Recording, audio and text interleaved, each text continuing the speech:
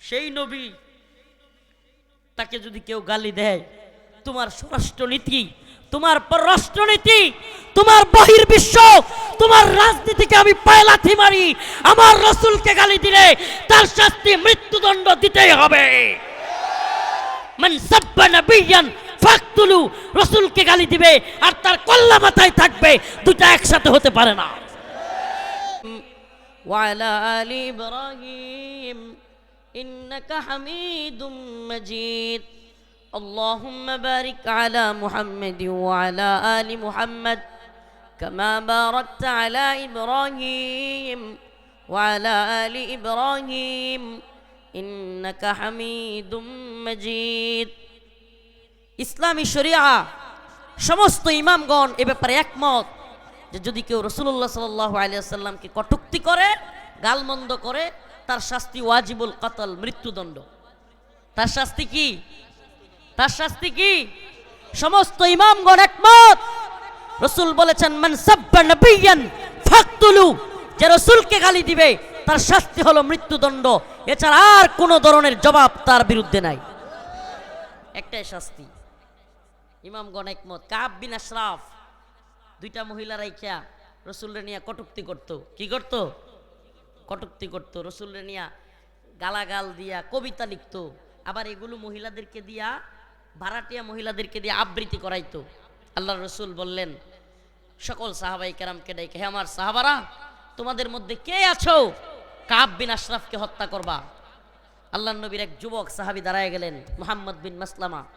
বললেন ইয়া রাসূলুল্লাহ আতুহিব্বু আন তাকতুলাহু, আপনি কি পছন্দ করেন আমি তাকে হত্যা করি? রাসূল বললেন হ্যাঁ আমি পছন্দ করি। রাসূলুল্লাহ সাল্লাল্লাহু আলাইহি ওয়াসাল্লাম তখন বললেন আমি চাই তুমি তাকে হত্যা করো। তখন মুহাম্মদ বিন মাসলামা বললেন তাহলে আমাকে অনুমতি দেন, আমি তার সাথে কিছু কথা বলতে চাই। মুহাম্মদ বিন মাসলামা বললেন আমি তার সাথে কিছু গল্প করতে চাই। গল্প কি?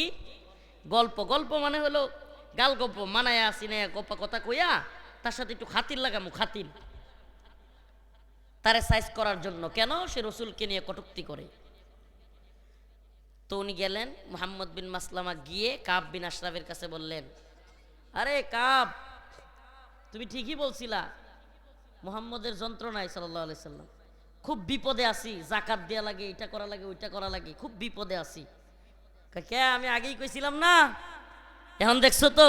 কাব বিন আশরাফ খুব খুশি হয়ে গেছে। কাব বিন আশরাফ হাদিসের কিতাবে আসছে এত মোটা তাজা, এমন মোটা বটকা ছিল যে অনেক উঁচা লম্বা, অনেক 4-5 জন লোকও তারে শোয়ানোর মতো পরিস্থিতি ছিল না। কাব বিন আশরাফের শরীর এত মোটা ছিল। তো তারা কিভাবে সাইজ করবে? রাসূলের আদেশে চলে আসছে, তার সাথে খাতির লাগাইছে। এবার কাব বিন আশরাফের কাছে দার চাইলো, দার, কর্জা। আমরা তো কর্জা দিতে চাই না, কর্জা দেওয়া উচিত। কর্জার রাস্তা বন্ধ হয়ে গেছে বলে, কর্জা হাসানার রাস্তা বন্ধ হয়ে গেছে বলেই আমাদের সমাজে সুদের ব্যবস্থা চালু হয়ে গেছে, সুদের ব্যবস্থার প্রচলন চালু হয়ে গেছে। একজন আর একজনের বিপদে যদি কর্জা দিতাম, আপনি কর্জা চাইবেন বলবে নাই, কিন্তু সুদ চান ঘর থেকে টেকে বার করে দিবে টাকা। কর্জা হাসানা দিতে চায় না। এটার আরেকটা কারণও আছে। কর্জা হাসানা নিবে 1 মাসের জন্য, 3 মাস পরে কয় তোর টাকা আনছি দিকে কি তুই ভর্তি দিন চাইবে নাকি? টাকা পাবে সে ব্যক্তির টাকা তোমার সময় মতো দিয়ে দেওয়া। সুবহানাল্লাহি ওয়া বিহামদিহি। ইতিহাস তো একদিক থেকে অন্যদিকে চলে যাবে। রাসূলুল্লাহ সাল্লাল্লাহু আলাইহি সাল্লামের কাছে এক ইহুদি টাকা পাইতো বা কিছু জিনিসপত্র পাইতো। রাসূল সাল্লাল্লাহু আলাইহি সাল্লাম যখন সময় দিয়েছেন, সময়ের পূর্বেই সে গিয়া চাওয়া শুরু করছে।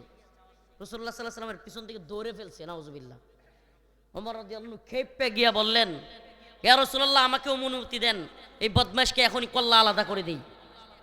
রাসূলুল্লাহ সাল্লাল্লাহু আলাইহি সাল্লাম অনুমতি দেন নাই। এখন অনুমতি যেহেতু পান নাই, কি করবেন?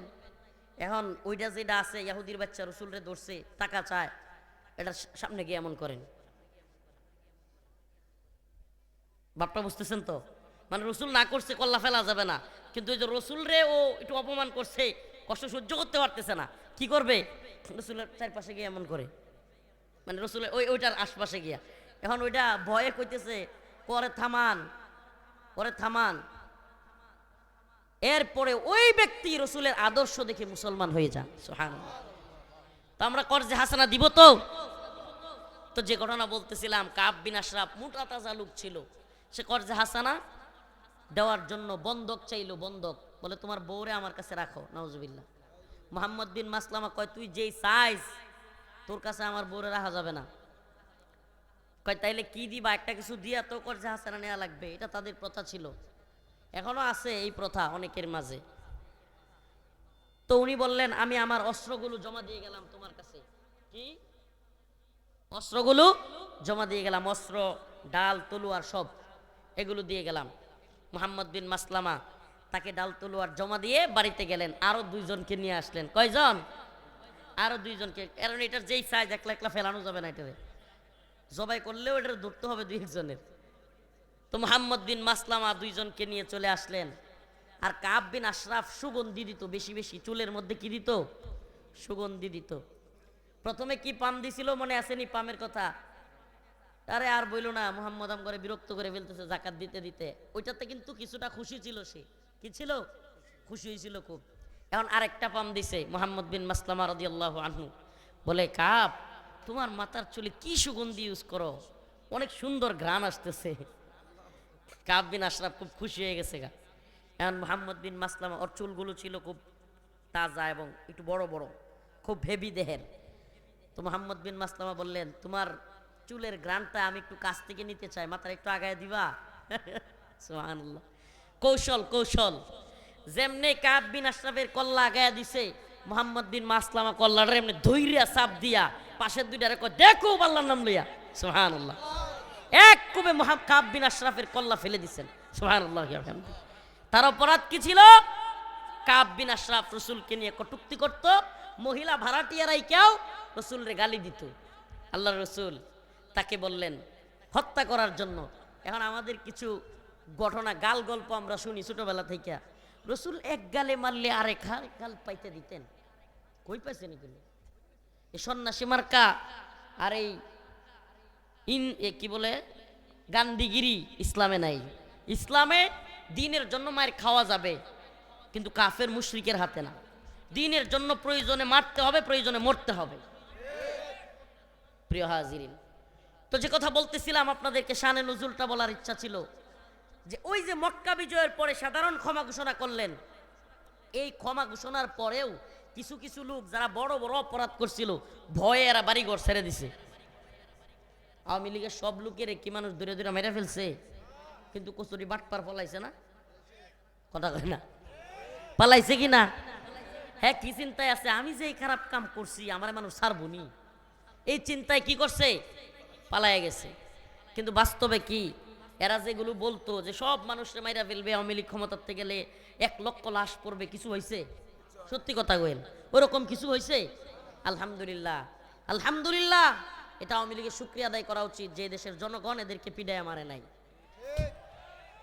কিন্তু এগুলোর ভিতরে এখনো পর্যন্ত কোনো অনুশোচনা নাই, অনুশোচনা নাই। এত এত খারাপ কাজেরও কোনো কি নাই, অনুশোচনা নাই। আল্লাহ এদেরকে হেদায়েত দান করুক, বলেন আমিন। হেদায়েত না থাকলে পুরা কওমটাকে ধ্বংস করে দিক। তো বলতেছিলাম, সাধারণ ক্ষমা ঘোষণা করার পরেও আবু জাহেলের ছেলে ইকরামা পালাইছে, ইথিওপিয়া চলে যাবে। কোথায়? সে জাহাজের মধ্যে উঠছে, ইথিওপিয়া চলে যাবে। কেন? আবু জাহেলকে যেদিন হত্যা করা হয়, মুআজ এবং মুআজ রাদিয়াল্লাহু আনহু আবু জাহেলকে হত্যা করেন। আমি ওই ঘটনার দিকে যাচ্ছি না। মুআজ রাদিয়াল্লাহু আনহু যখন আবু জাহেলকে পাকড়াও করে ধরে ফেলেন, তখন ইকরামা আয়েশা ওনার হাতের মধ্যে কুব মারে, মানে বাপেরে মারতেছে দেখিয়া এর মায়া লাগছে। আবু জাহেলের ছেলে নাম কি? ইকরামা, সে আয়েশা কুব মারছে।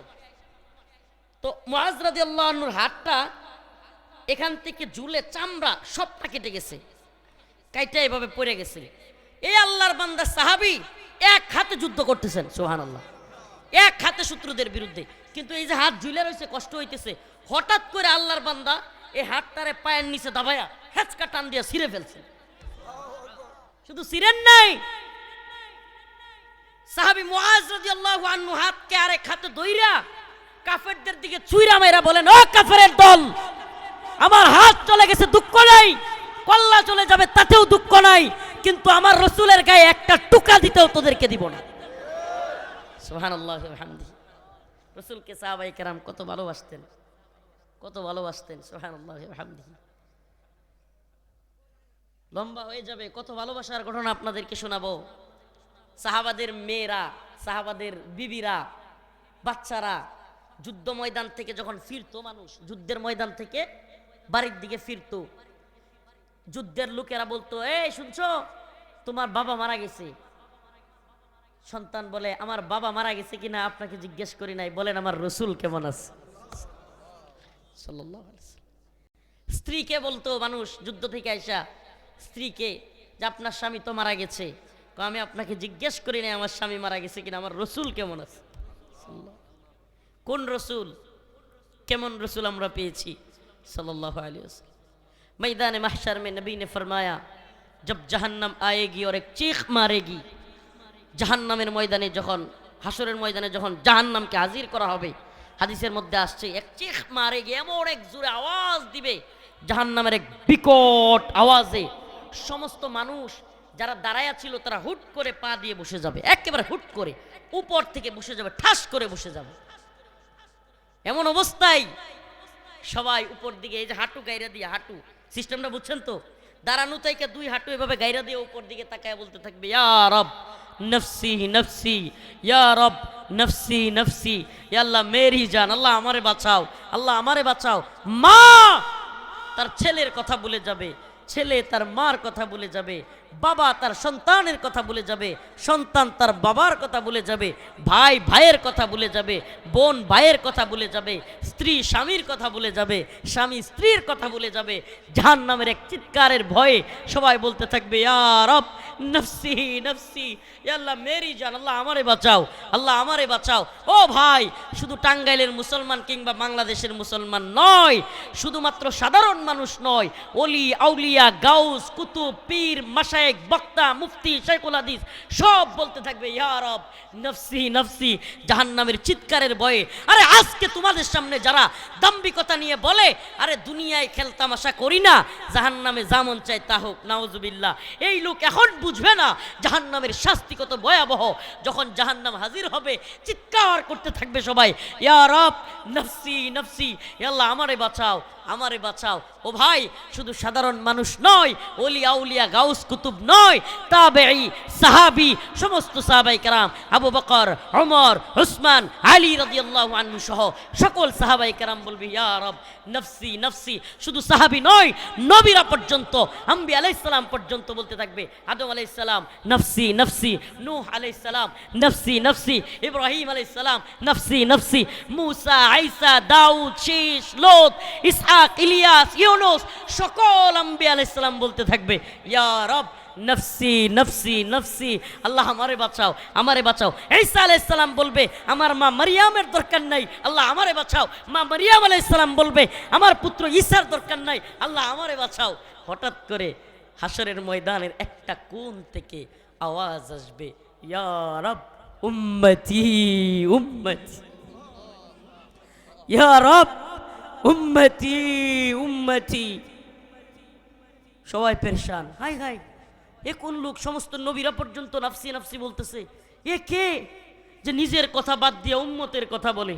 সবাই তাকায় দেখবে, এ তো মুহাম্মদ আরবি সাল্লাল্লাহু আলাইহি ওয়াসাল্লাম, এ তো মুহাম্মদ আরবি সাল্লাল্লাহু আলাইহি ওয়াসাল্লাম। উম্মতি উম্মতি, ইয়া আল্লাহ আমার উম্মতকে না নিয়ে আমি জান্নাতে যাব না। আমার রসুল যখন এই কথা বলবে কাঁদতে থাকবে, আল্লাহ পাক বলবেন, হে আমার প্রিয় হাবিব, আপনি মাথা উঠান, আপনার উম্মতের যারা কিনা আপনার কথা শুনেছে, ন্যূনতম কথা শুনেছে, আমি তাদেরকেও জান্নাত দিব। যারা ঘরের ভিতরে থাকবে তারা ক্ষমা পাবে, বিভিন্ন জায়গার কথা বলে বলে যে তারা সাধারণ ক্ষমা পাবে। সুবহানাল্লাহ ওয়া বিহামদিহি। তবে ইল্লা রাসূলুল্লাহ সাল্লাল্লাহু আলাইহি ওয়াসাল্লাম কিছু ব্যক্তিকে ইস্তিসনা করলেন, না করে দিলেন যে এদের ক্ষমা নাই, এদের ক্ষমা নাই। এদের অপরাধ কি? আকায়ে নামদার তাজদার মদিনা সরদারে দু আলম মুহাম্মদ আরবি সাল্লাল্লাহু আলাইহি ওয়াসাল্লাম, উভয় জাহানে শান্তি এবং মুক্তি কামিয়াবির দূত, তাকে কষ্ট দিয়েছেন। রাসূলুল্লাহ সাল্লাল্লাহু আলাইহি ওয়াসাল্লামকে কটূক্তি করেছেন। রাসূলুল্লাহ সাল্লাল্লাহু আলাইহি ওয়াসাল্লামকে যারা ব্যঙ্গ বিদ্রুপ করেছে, রাসূলুল্লাহ সাল্লাল্লাহু আলাইহি ওয়াসাল্লামকে নিয়ে যারা কুৎসা রটিয়েছে, এই নেতামির দরকার নাই তো বাবা, যে যেমনে আছে এমনে থাকেন, অল্প সময় দিতে পারবো, আপনাদের এখানে আসার কথা ছিল মানে আধা ঘন্টা লাগবে বলছে, ইয়া থেকে ওই মেন রোড থেকে এখানে আসতে লাগছে 1 ঘন্টা 10 মিনিট। রাস্তার যে অবস্থা, 3 ব্রিজে প্রাইভেট কার আটকে গেছে, আসে না। আমি ভাবছিলাম এই ঠান্ডার মধ্যে মোটর সাইকেলে নিয়ে যাইতে হয়। আল্লাহর রহমতে আস্তে আস্তে সবাই নাইমে হাইটে আসছি, এই ব্রিজগুলো পার হইতে অনেক কষ্ট হয়েছে।